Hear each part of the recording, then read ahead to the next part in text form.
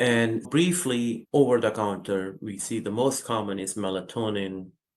Nowadays, people are using a lot more magnesium, and then magnesium has several compounds. Magnesium glycinate is one of the most common ones. There are sprays available, there are capsules available.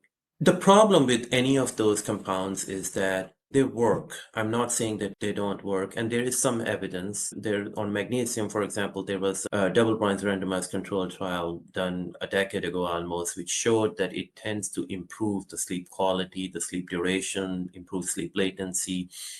And there are scientific basis for using it.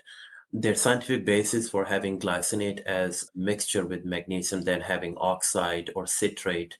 Being nephrologists, nobody knows better than you about these electrolytes. So that takes us to another important fact that we don't know how these compounds are regulated. Some of them are not FDA regulated. For example, melatonin.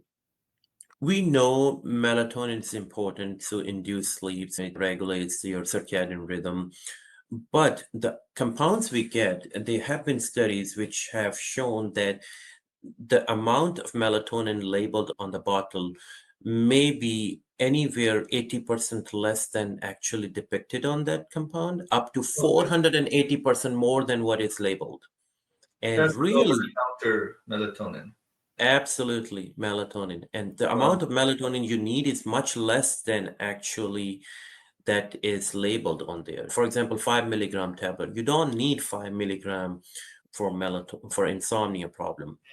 And then So if you that's really have to take 2 milligrams. melatonin, there Yeah. are some prescription melatonin agonists like Ramelteon, which is used at much less dose, like 2 milligram, 3 milligram dosing.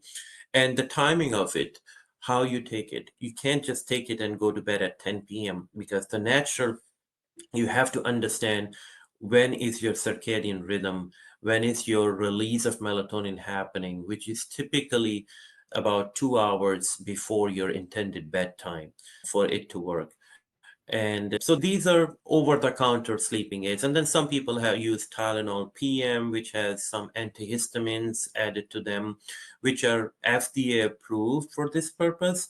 But really, we need to look at the population which is using it. For example, if it's your 70-year-old patient who is going to use it, who is on a bunch of other medications which have antimuscarinic side effects. So these medications can lead to increased constipation, drowsiness next day, and dry mouth and all those side effects.